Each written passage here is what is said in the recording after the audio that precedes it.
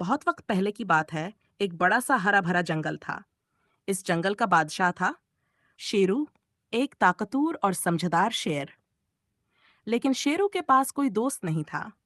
जंगल के सब जानवर इससे डरते थे। एक दिन शेरू जंगल में घूम रहा था। अचानक इसने एक दरख्त की ऊंची शाख पर एक तोता देखा। वो तोता बहुत खूबसूरत था, हरे परों वाला, और इसकी चोंच लाल थी। इसका नाम था मिठू। मिठू ने शेरू से बगैर डरे कहा, ए जंगल के बादशाह, आप हमेशा अकेले क्यों घूमते हैं? शेरू हैरान रह गया।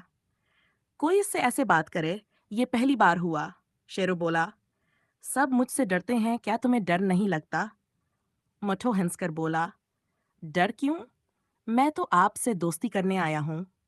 शेरू मुस्करा दिया। इसे पहली बार किसी की बात दिल को बहुत अच्छी लगी। शेरू और मिठू ने पूरी कोशिश की कि जंगल के हर जानवर को खबरदार कर दें। अब सब जानवर छुप गए थे, पर शिकारी अब भी जंगल में मौजूद था। वो एक बड़ा सा जाल लेकर एक दरख्त के पास छुप कर बैठा था।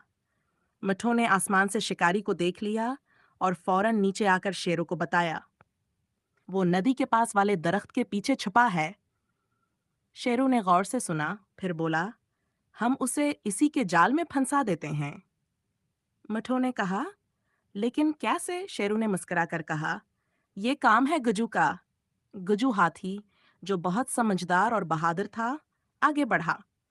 इसने जंगल के दूसरे जानवरों के साथ मिलकर एक चालाक मंसूबा बनाया।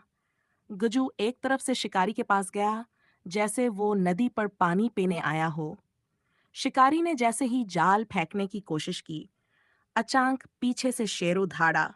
शिकारी घबरा गया, पीछे मुड़ा तो फिसल गया और खुद अपने ही जाल में फंस गया।